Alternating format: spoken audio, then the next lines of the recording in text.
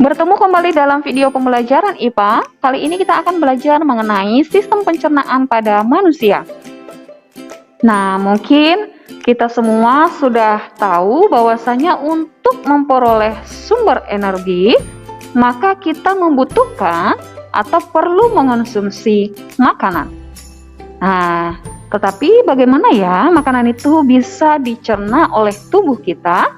Atau ada yang bertanya-tanya, sebenarnya apa sih yang terjadi pada makanan yang kita makan? Ternyata di dalam tubuh kita ada yang namanya sistem pencernaan, di mana terdapat beberapa organ tubuh yang melakukan proses pengolahan makanan menjadi zat-zat makanan yang dapat diserap oleh tubuh. Lalu, organ-organ apa saja ya yang berperan dalam sistem pencernaan? Ada organ mulut, ada kerongkongan, ada lambung, usus halus, usus besar, rektum, dan juga anus. Selain itu, ada juga organ pelengkap yaitu hati, kantung empedu, kemudian ada pankreas. Nah, sebelum dijabarkan mengenai fungsi-fungsi dari setiap organ ini, saya ingin menyampaikan bahwasanya proses pencernaan manusia itu terdiri dari dua jenis, yaitu secara mekanik dan secara kimiawi. Nah, proses pencernaan mekanik merupakan proses yang dilakukan dengan gerakan-gerakan seperti mengunyah, menelan, menghancurkan, yang bertujuan untuk mengubah ukuran makanan menjadi lebih kecil. Sedangkan proses pencernaan kimiawi itu melibatkan yang namanya enzim, di mana enzim ini akan berfungsi untuk mengubah partikel makanan tadi yang sudah kecil menjadi bentuk yang siap diserap oleh tubuh. Nah, berbicara mengenai proses pencernaan mekanik dan kimiawi, kita langsung saja masuk ke organ yang pertama, yaitu rongga mulut. Bagaimana ya makanan bisa dicerna di rongga mulut? Kita lihat dulu bagian-bagiannya. Bagian-bagian dari rongga mulut ada gigi, ada lidah, dan ada kelenjar air liur. Di dalam mulut inilah proses pencernaan dimulai, karena mulut merupakan tempat masuknya makanan. Nah, di dalam mulut tadi ada gigi. Maka gigi ini berfungsi sebagai pencernaan secara mekanik. Ya, karena gigi bisa digunakan untuk memotong atau mengunyah makanan. Jadi termasuk pencernaan secara mekanik. Tapi di dalam rongga mulut juga terjadi pencernaan secara kimiawi yang dilakukan oleh enzim amilase. Enzim amilase itu dihasilkan oleh kelenjar air liur, di mana enzim amilase berfungsi menguraikan kandungan pati atau amilum dalam makanan menjadi glukosa atau gula sederhana. Ingat ya, di dalam mulut ada enzim amilase yang dihasilkan oleh kelenjar air liur yang berfungsi menguraikan amilum menjadi glukosa atau gula sederhana yang dapat diserap tubuh. Di dalam mulut juga terdapat lidah yang akan mengaduk makanan sehingga bisa bercampur dengan enzim amilase. Nah, tadi di dalam rongga mulut terdapat yang namanya gigi. Perlu kita ketahui, gigi masih terdiri dari beberapa jenis, yaitu ada gigi seri yang berfungsi untuk memotong makanan yang berada di bagian depan, kemudian ada gigi taring yang berfungsi untuk menusuk dan mengoyak makanan, dan ada gigi geraham yang berfungsi untuk mengunyah makanan. Nah, kita juga harus tahu bahwasanya jumlah gigi pada anak-anak itu berbeda dengan jumlah gigi pada orang dewasa, di mana gigi anak-anak berjumlah 20 buah yang terdiri dari 8 buah gigi seri, 4 buah gigi taring, dan 8 buah gigi geraham. Sedangkan pada orang dewasa berjumlah 32 buah yang terdiri dari 8 buah gigi seri, 4 buah gigi taring, dan 20 buah gigi geraham. Nah, selain kita belajar jumlah gigi, ternyata gigi juga memiliki struktur, di mana kita bisa perhatikan di gambar ini.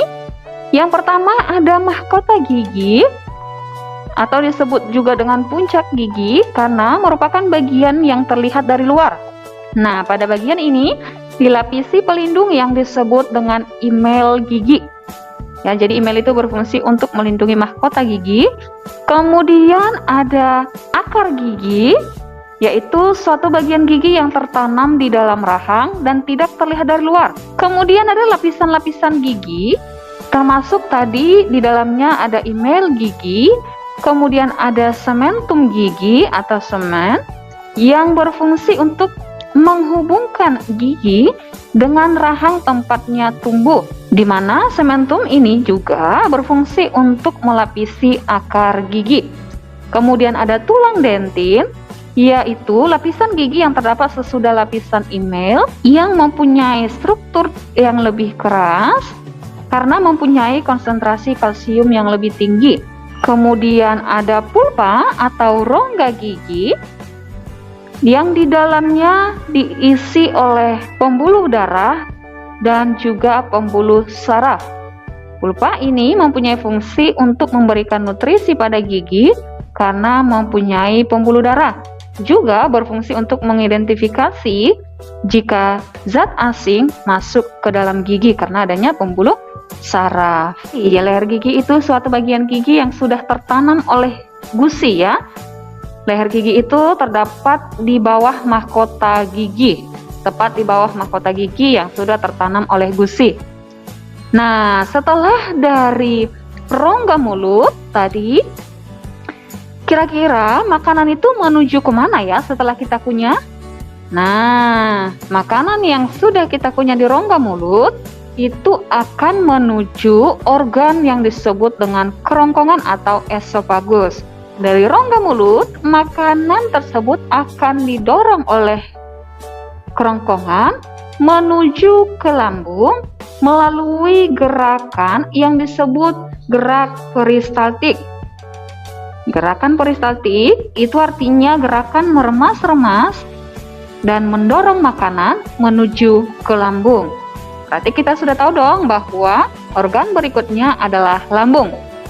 Nah, di lambung terjadi pencernaan secara kimiawi. Nah, getah lambung itu terdiri dari pepsin, renin, dan HCl. Supaya kalian lebih gampang mengingatnya, saya buat singkatannya PERIH. Pepsin, renin, dan HCl. Pepsin itu berfungsi untuk memecah protein menjadi pepton, sedangkan renin itu berfungsi untuk mengendapkan kasein susu, sedangkan HCl atau asam klorida berfungsi untuk membunuh kuman dan bakteri yang ada pada makanan yang kita makan. Nah, dari lambung, makanan itu akan menuju ke usus halus. Nah, di dalam usus halus, makanan tersebut yang telah berbentuk bubur akan dicerna kembali dan diserap sari-sari makanannya. Usus halus itu terdiri dari 3 bagian, ada duodenum. Duodenum itu usus 12 jari, kemudian ada jejunum, dan ada ileum. Fungsinya apa atau perbedaannya apa? Duodenum itu merupakan usus 12 jari yang berfungsi sebagai tempat pencernaan makanan secara kimiawi. Nah, usus 12 jari atau duodenum, di dalamnya terjadi pencernaan makanan dengan bantuan getah pankreas yang menghasilkan enzim, yaitu ada enzim tripsin, ada enzim amilase, kemudian ada enzim lipase. Tripsin itu mengubah pepton menjadi asam amino, sedangkan amilase mengubah amilu menjadi maltosa. Lipase mengubah lemak menjadi asam lemak dan gliserol.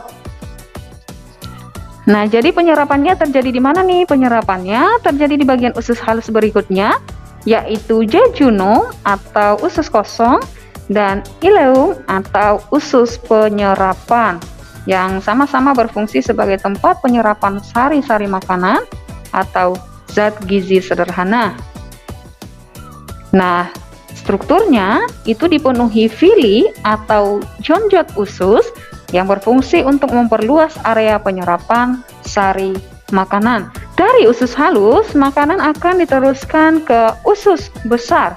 Nah, sisa makanan yang tidak bisa dicerna dan diserap tubuh akan diteruskan ke usus ini atau usus besar ini. Itu berfungsi untuk membusukkan sisa makanan, membentuk feses dengan dibantu oleh bakteri Escherichia coli. Nah, di usus besar terdapat beberapa bagian, yaitu ada kolon dan ada rektum. Kolon itu berfungsi sebagai tempat pemadatan feses atau penyerapan kembali air dari zat sisa makanan jika masih ada. Sedangkan rektum itu sebagai tempat penyimpanan feses untuk sementara waktu. Nah, bagian yang terakhir adalah anus yang berfungsi sebagai tempat pembuangan zat sisa makanan atau feses. Sampai di sini dulu video pembelajaran mengenai sistem pencernaan pada manusia. Sekian dan terima kasih. Sampai jumpa di video berikutnya.